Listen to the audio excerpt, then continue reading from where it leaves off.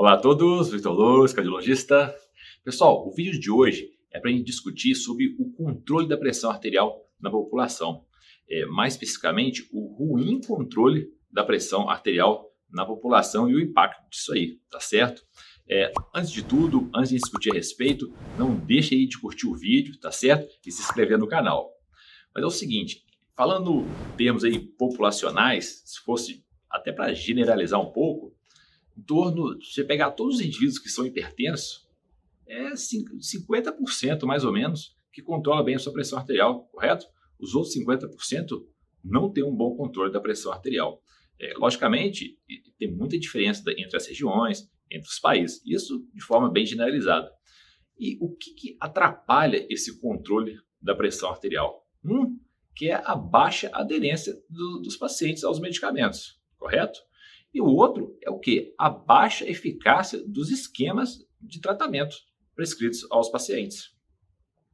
O que gera essa baixa aderência aí dos pacientes ao tratamento medicamentoso? Muitas das vezes, pelos efeitos adversos, efeitos colaterais das medicações. Vamos supor, o indivíduo nunca tomou medicamento, fez o diagnóstico de hipertensão arterial e começou a tomar aí um diurético, por exemplo.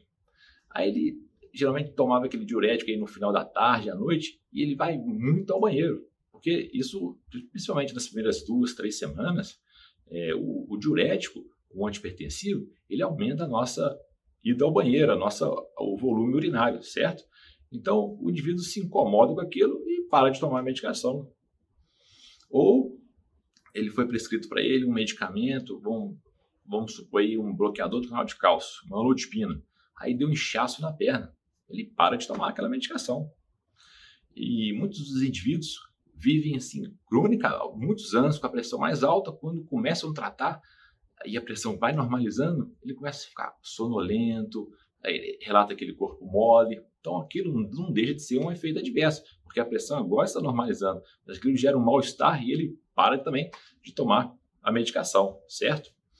Um outro fator que gera baixa aderência ao tratamento é o quê? Há pouca informação sobre os benefícios do tratamento da hipertensão arterial, né? Como é uma doença assintomática, na grande maioria das vezes, e quando o indivíduo tem um bom controle da sua pressão arterial, o que a gente quer é o quê? Evitar que o indivíduo tenha um infarto, tenha um AVC aí no futuro. Se ele controla bem a pressão arterial, graças a Deus, ele não vai ter esses eventos no futuro. E ele, então, acha que aquilo ali pode não estar fazendo um bom efeito. Mas não, aquilo ali tem um ótimo efeito, um efeito de proteção cardiovascular. E o que os pacientes falam bastante e por que eles, muitas vezes, não tomam a medicação, é por esquecimento. Toda vez que eles me perguntam qual que é o melhor horário de tomar o meu medicamento, o melhor horário de tomar o seu medicamento é o horário que você não esquece, certo? Aquele indivíduo fala assim, eu acordo, eu já tomo meu medicamento, porque eu não esqueço. Então, esse é o melhor horário. Ou o indivíduo fala o seguinte, não, eu tomo aí, geralmente na hora do almoço eu tomo minha vitamina, então eu já tomo meus medicamentos para a pressão. Tá ótimo, tá perfeito. Algo que atrapalha muito aí a aderência também dos pacientes é aquela complexidade do esquema terapêutico, o esquema de tratamento. Aquele indivíduo que tem medicamento prescrito de manhã, medicamento prescrito à tarde, medicamento prescrito à noite, alguns tomam parte dos medicamentos na hora do almoço, então aquela complexidade da própria prescrição também atrapalha a sua aderência. A medicina mais moderna, a cardiologia mais moderna, ela contempla o quê? Que em um medicamento apenas, em um comprimido apenas, a gente consiga incluir 2 ou até 3 drogas diferentes. Para quê? Para que o indivíduo tome uma vez ao dia aquela medicação e consiga ter um ótimo controle da pressão arterial, certo? Então, esses são alguns fatores que atrapalham muito a aderência ao tratamento medicamentoso para hipertensão arterial. E falando agora da eficácia dos tratamentos propostos. Muitas das vezes, o que acontece? O indivíduo vai numa consulta médica, aquelas consultas médicas mais apertadas, tempos menores, agendas superlotadas, e acontece uma comunicação ruim ali entre o médico e o paciente. Muitas das vezes o indivíduo não sabe aí o que toma de medicamento e não leva, por exemplo, a sua receita dos medicamentos prescritos. Então, é como se a cada consulta fosse iniciar um tratamento proposto. Então, você não consegue ter aquela avaliação correta do que é necessário para o tratamento. Muitas vezes os médicos também não compreendem, não conhecem os reais valores da pressão arterial daquele indivíduo e prescrevem esquemas terapêuticos ruins aquém do que o indivíduo está necessitando, correto?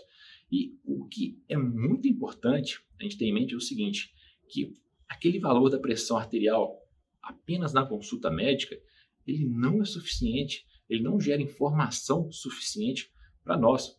Por quê? Muitas das vezes o indivíduo vai no consultório médico e a pressão está alta. É o que a gente chama da hipertensão do jaleco branco. E quando ele sai dali, a pressão está boa.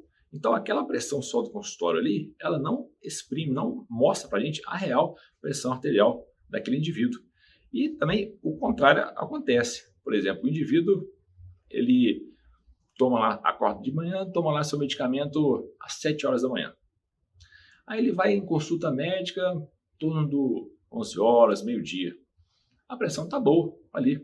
Mas quando ele, no final do trabalho dele, daquele dia, do trabalho, ou à noite, a pressão não está bem controlada mais. Então, aquela medida do consultório apenas, ela não exprime, não demonstra aí o real controle da sua pressão arterial. A nossa pressão ela tem uma variabilidade, certo?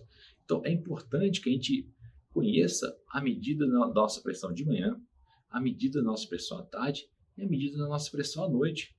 A gente quer o quê? Que a maior parte das medidas estejam dentro dos valores preconizados, certo? O que é uma pressão normal, por exemplo, num consultório médico? É uma pressão menor do que 140 por 90, certo? A gente dá um diagnóstico no consultório médico se você tiver múltiplas medidas, múltiplas consultas com a pressão maior do que 140 por 90. Aí esse indivíduo é considerado hipertenso.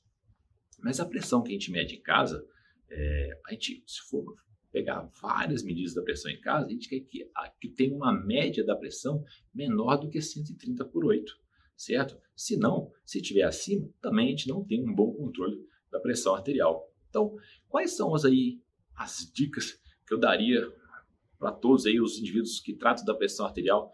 Que é importante que ele conheça. Que ele saiba qual que é o seu alvo de pressão, correto? Qual pressão que ele ele entende que aquilo é normal para ele. Por exemplo, vamos supor que aquele indivíduo que ele durante muitos anos ele não controlou bem a sua pressão. Muito tempo sem controlar bem a pressão. Então aquilo fez mal para o rim dele. Ele tem uma que a gente chama de lesão de órgão-alvo. O rim já não funciona tão bem por conta da pressão.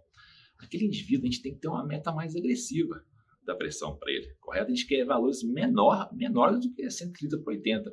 O ideal aí seria um 120 por 70 para ele, entendeu? Então, essa é a meta do indivíduo. Então, cada pessoa tem que saber qual que é a sua meta da pressão arterial, qual que é o normal para ela, correto? Isso é um ponto muito importante. O segundo ponto aí de extrema importância é o seguinte, faça um monitoramento da sua pressão arterial, certo? A gente não precisa medir a pressão todos os dias, mas é interessante que um dia aleatório você meça a sua pressão de manhã, antes da sua medicação. Outro dia você afere a pressão no período da tarde, certo? E um outro dia você afere a pressão no período da noite. E que você precisa saber assim, não somente se a pressão está 12 por 8, saber os detalhes, se ela está 124 por 84, 136 por 72. Que precisa saber os detalhes. Por que isso é importante? Porque pequenas alterações na pressão, tanto para cima quanto para baixo, pequenas mesmo, isso altera muito o evento cardíaco. Né? Isso quando a gente consegue baixar a pressão, pequenos decréscimos, você gera muita proteção cardiovascular para o indivíduo. E o contrário também é verdadeiro. E esse tipo de informação tem maior importância ainda para aqueles indivíduos que são considerados aí de alto risco cardiovascular, Quem são eles? O indivíduo que, por exemplo, já tem o que a gente chama de lesão de órgão-alvo, ou seja, tem algum órgão que já foi lesado por essa pressão, certo?